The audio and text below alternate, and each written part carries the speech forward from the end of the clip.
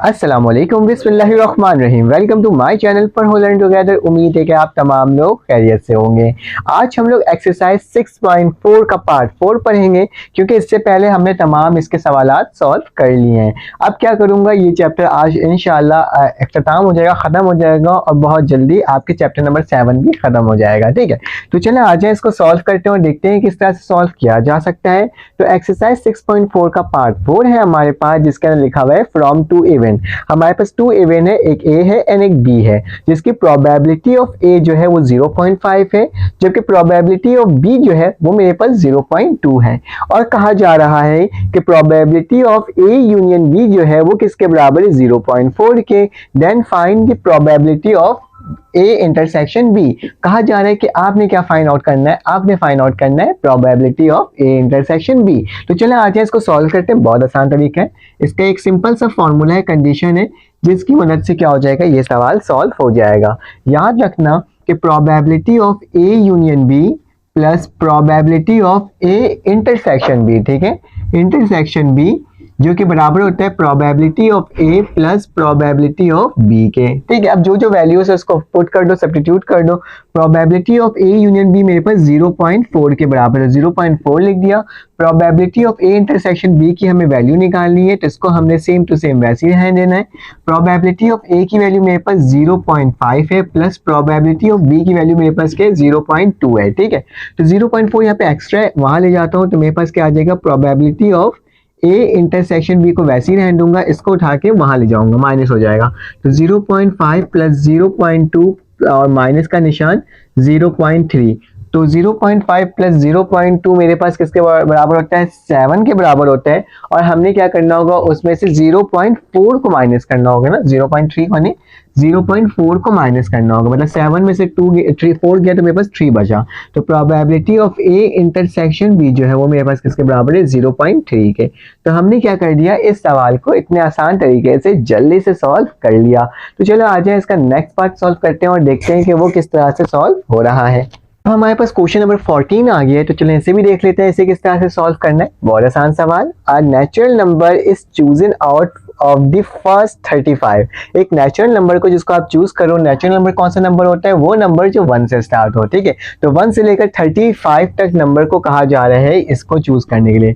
तो मैं ए ले लेता हूँ कि मेरे पास नेचुरल नंबर है जो कि 1 2 3 4 5 6 और सो ऑन कहाँ तक जा रहा है, ये 35 तक जा रहा है। ठीक है, तो यहाँ क्या लिख देता हूँ मैं, 35 तक लिख देता हूँ। ठीक है, उसके बाद लिखा हुआ है व्हाट इज द प्रोबेबिलिटी, आपने प्रोबेबिलिटी निकालना है, that the chosen number is divisible by 8 और 9। कहा जा रहा है कि आपके पास जो आपने इसमें चूज किया है ना नंबर्स को, वो डिविजिबल किससे हो, 8 और 9 के। तो मैं बी ले लेता हूँ, जो डिविजिबल क्या होगा, 8 से। तो 8 से इसमें से कौन सा नंबर डिविजिबल होगा, जाहिर सी बात है जो 8 की टेबल में आता होगा वही क्या होगा, डिविजिबल होगा। तो 8 टू द 16 होता है, फिर मेरे पास क्या आ जाएगा, 16 के बाद 24 आ जाएगा। ठीक है, एंड फिर 32 आ जाएगा। 32 से एक्सीड नहीं कर सकता क्योंकि मेरे पास 35 तक इसमें वैल्यूज दी हुई है। ठीक है, तो 8 की टेबल में ये वैल्यू आती है 1 से लेकर 35 तक। ठीक है, जबकि मैं सी ले लेता हूँ जो कि डिविजिबल बाय क्या है, 9 से है, तो क्या हो जाएगा, 9 आ जाएगा, 18 आ जाएगा और 27 आ जाएगा। ठीक है, इसके बाद मेरे पास कोई नंबर नहीं आ सकता। ठीक है, ये 3 नंबर्स आ गए। अब हमारे पास फॉर्मूला होता है। ठीक है, तो फॉर्मूला क्या होता है, अगर मुझे प्रोबेबिलिटी ऑफ क्या निकालना है, यहाँ पे नंबर दिया हुआ 8 और 9 का निकालना है, क्योंकि 8 के अंदर जो एलिमेंट्स हैं, जो नंबर्स हैं, वो सी के अंदर मौजूद नहीं है। तो ये कौन सा है प्रोडक्ट, ये हमारे पास कौन सा बना रहे हैं, डिसजॉइन बना रहे हैं। ठीक है, तो ये मेरे पास क्या है, डिसजॉइन इवन है। ठीक है, तो मैं क्या लिखूंगा, प्रोबेबिलिटी ऑफ 8 और 9। तो प्रोबेबिलिटी ऑफ ए और 8 और 9 किसके बराबर होगा, probability of A, probability of B और सी के। ठीक है, तो क्या लिखूंगा, probability of C B intersection probability of B intersection probability of C. तो किसके बराबर होगा, ये बराबर होगा probability of B plus probability of C के। ठीक है, क्योंकि प्रोबेबिलिटी ऑफ इंटरसेक्शन किसके बराबर होता है, प्लस हो जाता है।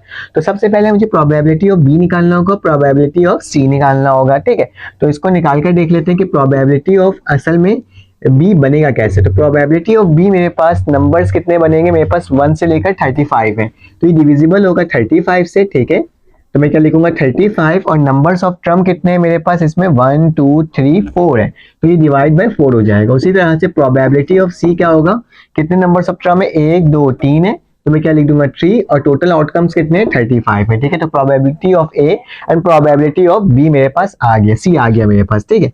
अब इसको फॉर्मूला के तहत पुट कर दो कि ए इंटरसेक्शन बी किसके बराबर हो जाएगा, प्रोबेबिलिटी ऑफ बी।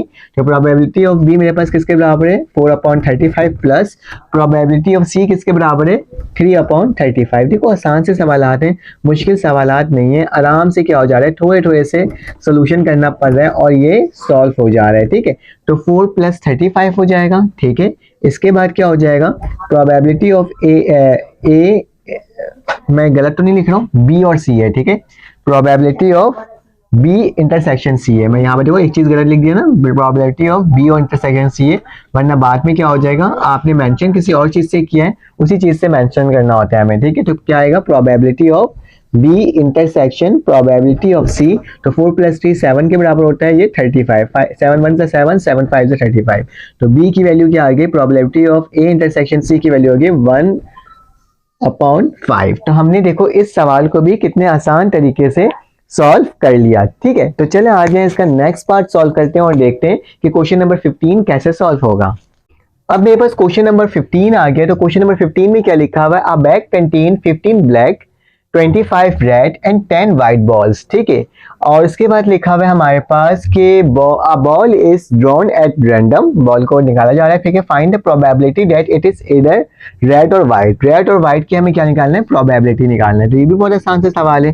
क्या करोगे, सबसे पहले लिखोगे आपके पास कितने बॉल्स हैं, ठीक है।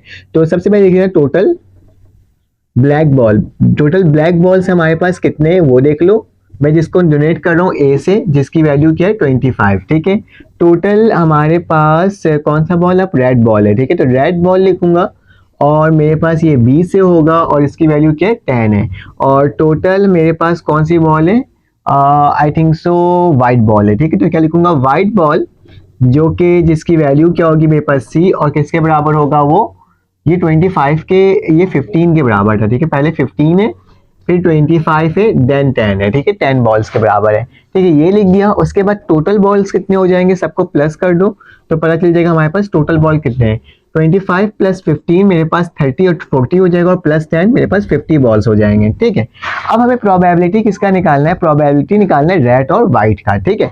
तो लिखूंगा प्रोबेबिलिटी ऑफ रेड और व्हाइट, ठीक है। रेड और व्हाइट की बात की जा रही है, तो इसका फॉर्मूला क्या होगा, आपके पास होगा probability of white, red ball किससे, बी से है, ठीक है। इसको ऐसे भी लिख सकते हैं, इस तरह से मत लिखो, तो इस तरह से लिख दो कि प्रोबेबिलिटी ऑफ मेरे पास रेड बॉल किसके बराबर है, बी के है, ठीक है।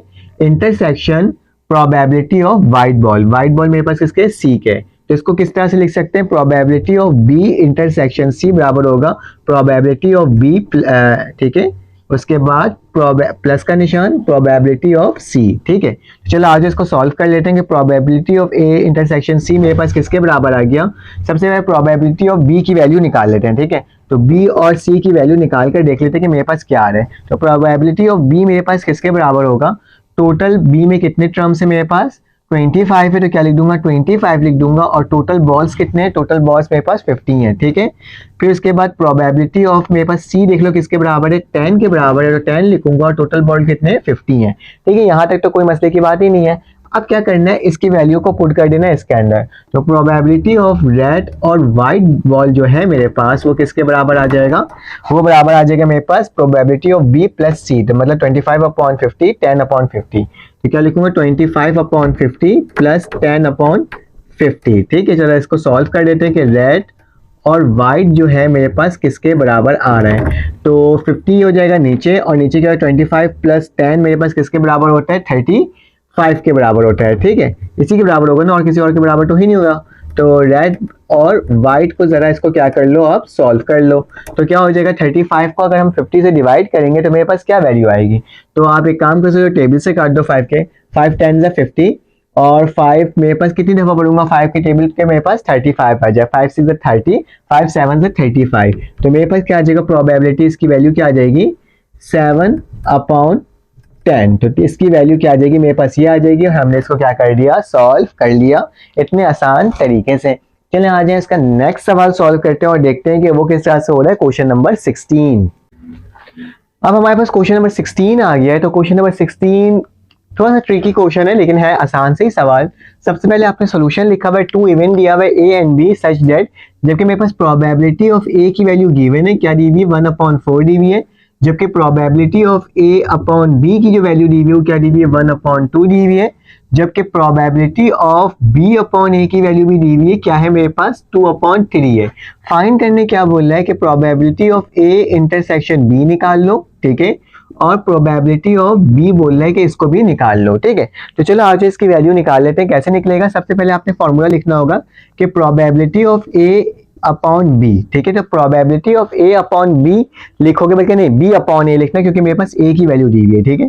तो क्या लिखूंगा, probability of B upon A किसके बराबर होता है, probability of A intersection B upon probability of मैंने ए है तो प्रोबेबिलिटी ऑफ ए आ जाएगा, ठीक है। तो ये फॉर्मूला आता है हमारे पास। तो प्रोबेबिलिटी ऑफ बी अपॉन ए की वैल्यू क्या, जरा देख के बताओ।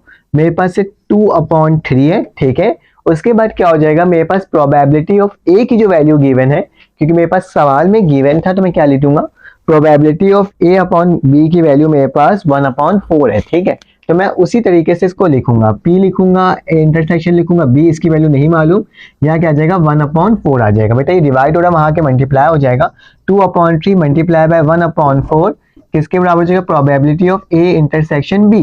तो इसको सॉल्व कर लो, 2 1 2 2 3 2 2 4, ठीक है। तो 2 3 क्या हो जाएगा 6, तो 1/6 बराबर हो जाएगा probability of A intersection B, ठीक है। तो एक वैल्यू तो हमने कितने आसान तरीके से निकाल दिया कि 1/6 आ जाएगा, ठीक है।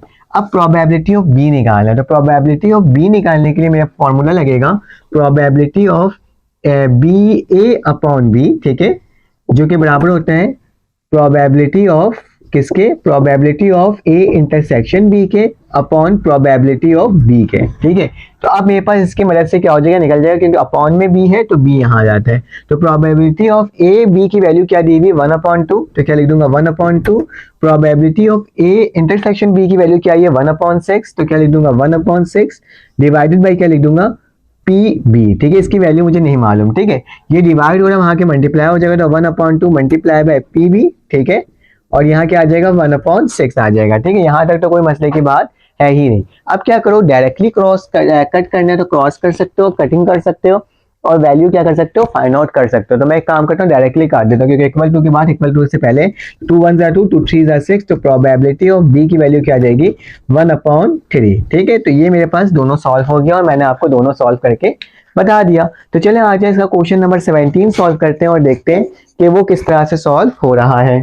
अब हमारे पास क्वेश्चन में 17 आ गया। क्वेश्चन में 17 में क्या लिखा हुआ है, अ फेयर डाइस, ठीक है, एक फेयर डाई है जो कि क्या हो रहा है, जिसको थ्रोन किया गया है ट्वाइस, फाइंड द प्रोबेबिलिटी, हमें प्रोबेबिलिटी निकालना है that an even number of dot appear in the first, सबसे पहले इवन नंबर आया है, ठीक है, देन लिखा हुआ है सेकंड जब थ्रोन किया गया तो उसकी वैल्यू लेस देन 4 आया है। तो सबसे पहले आपने मालूम करना होगा कि आपके पास जो डाई है उसकी आउटकम्स कितने होंगे टोटल। तो टोटल आउटकम्स होंगे मेरे पास 1 2 3 4 5 या 6, ठीक है, यही होता है, इसके अलावा तो और कुछ नहीं होता। उसके बाद क्या लिखा हुआ है, फर्स्ट में मेरे पास इवन नंबर आया है, ठीक है, तो मैं इसका नाम दे देता हूँ बी, ठीक है। तो क्या लिखता हूँ, बी जो है इवन नंबर आया है, जो इवन नंबर क्या होगा इसके अंदर 2 होगा, 4 होगा और 6 होगा, ठीक है। जबकि सी में क्या लिखा हुआ है लेस देन 4 है, तो उसको सी से डोनेट कर रहा हूँ, तो क्या होगा 1 2 और 3, तो लेस देन 4 की वैल्यू क्या होगी, यही होगी, इसके अलावा तो और कुछ नहीं हो सकता। अब क्या करेंगे, हम प्रोबेबिलिटी ऑफ बी निकाल देंगे और प्रोबेबिलिटी ऑफ सी निकाल देंगे, ठीक है, ताकि क्या हो सके हमारे पास ना इसका प्रोबेबिलिटी की वैल्यू निकल जाए, ठीक है। तो क्या लिखूंगा, प्रोबेबिलिटी ऑफ मुझे क्या निकालना है, बी निकालना है। तो फॉर्मूला क्या होता है, नंबर्स ऑफ टर्म्स जितने हैं, कितने 1 2 3 है, 3 लिख दिया, नंबर्स ऑफ आउटकम कितने मेरे पास 6, 3 1 3 3 2 6, तो प्रोबेबिलिटी ऑफ बी मेरे पास क्या हो गया 1/2। उसी तरह से प्रोबेबिलिटी ऑफ सी निकालना है, नंबर्स ऑफ टर्म कितने 3 है और नंबर्स ऑफ आउटकम कितने 6 है, तो 6 लिख दूंगा, 3 1 3 3 2 6, तो प्रोबेबिलिटी ऑफ सी किसके बराबर हो जाएगा 1/2। बेटा ये दोनों एक दूसरे के साथ इंडिपेंडेंट है, ठीक है, मतलब इंडिपेंडेंट दोनों की वैल्यू। तो हम लोग क्या करेंगे, इसको जब भी हमारे पास इंडिपेंडेंट वैल्यूज होती हैं तो हम क्या करते हैं, हम लोग एक दूसरे से उसे क्या कर देते हैं, मल्टीप्लाई कर देते हैं, ठीक है, क्या कर देते हैं, मल्टीप्लाई कर देते हैं, ताकि हमारे पास क्या हो जाए, उसकी वैल्यू निकल जाए, ठीक है। तो ये हमारे पास A and B are independent event, ये लिख सकते हो कि A and B are independence, ठीक है, इंडिपेंडेंट इवेंट तो मेरे पास क्या हो जाएगा, मेरे पास इसकी वैल्यू क्या हो जाएगी कि मैं ए प्रोबेबिलिटी को मल्टीप्लाई कर दूंगा बी प्रोबेबिलिटी से, ताकि मेरे पास क्या आ जाए, इसकी वैल्यू बन करके आ जाए। ठीक है, तो चलो मैं इसको लिख देता हूँ यहाँ पे, इंडिपेंडेंट ऑफ लिखो probability of A multiply by probability of B. तो मेरे पास इसकी वैल्यू क्या आ जाएगी, मेरे पास आ जाएगी 1/2 मल्टीप्लाई बाय 1/2, तो क्या हो गया 1/4। ठीक है, तो ये मेरे पास क्या आ जाएगा, इसका आंसर आ जाएगा, जो कि मैंने आपको निकाल करके बता दिया। अब हमारे पास क्वेश्चन नंबर 18 है, इसको भी सॉल्व कर लेते हैं और देख लेते हैं कि ये सवाल किस तरह से सॉल्व होगा। अब हमारे पास लास्ट सवाल है 6.4 का, वो क्या लिखा हुआ है, 18 लिखा हुआ है, क्वेश्चन नंबर 18, जिसके अंदर लिखा हुआ है 3 मिसाइल्स है, वो फायर किया गया है, टारगेट है उसका, if the probability of hitting target is 0.5, 0.3 and 0.6 respectively, and is the missile are fire independently. Independently में क्या होता है, तमाम चीजों को एक दूसरे क्या करते हैं, मल्टीप्लाई कर देते हैं। What is the probability that all the missile hit the target. तो प्रोबेबिलिटी निकालने बोला गया है, तो इसका बहुत आसान तरीका है कि आप प्रोबेबिलिटी ऑफ ए बोल दो कि मेरे पास क्या दिया हुआ है 0.5 दिया हुआ है, जबकि प्रोबेबिलिटी ऑफ बी जो है, इसको डोनेट कर रहा हूँ, वो किसके बराबर है 0.3 के, और प्रोबेबिलिटी ऑफ मेरे पास सी जो है वो किसके बराबर है, वो मेरे पास 0.6 के बराबर है। ठीक है, तमाम वैल्यूज को लिख दिया। अब सारी इंडिपेंडेंट है, ठीक है, इंडिपेंडेंटली है, तो हम क्या करेंगे, इंडिपेंडेंस है इवन, तो मेरे पास क्या हो जाएगा, probability of A, probability of B और प्रोबेबिलिटी ऑफ सी को एक दूसरे से मल्टीप्लाई कर दो, 0.5 मल्टीप्लाई बाय 0.3 मल्टीप्लाई बाय 0.6। जब सबको एक दूसरे से मल्टीप्लाई करोगे तो आपके पास क्या आएगी इसकी वैल्यू, आपके पास आएगी इसकी वैल्यू 0.09। तो मैं क्या लिख देता हूँ कि इसकी वैल्यू क्या आ गई मेरे पास 0.09। तो क्या हो गया, ये आंसर हो गया। और ये मैंने आपको तमाम सवालात सॉल्व करके बता दिए हैं। कि अगर आपको ये वीडियो अच्छी लगी हो तो आप लाइक कर देगा, सब्सक्राइब कर देगा, बेल के आइकन को क्लिक कर देगा। फिर आपसे मुलाकात होगी एक न्यू वीडियो में। अपना ख्याल रखिएगा, अपने का ख्याल रखिएगा, दुआओं में याद रखिएगा। फिर आपसे मुलाकात होगी एक न्यू वीडियो में। अल्लाह हाफिज।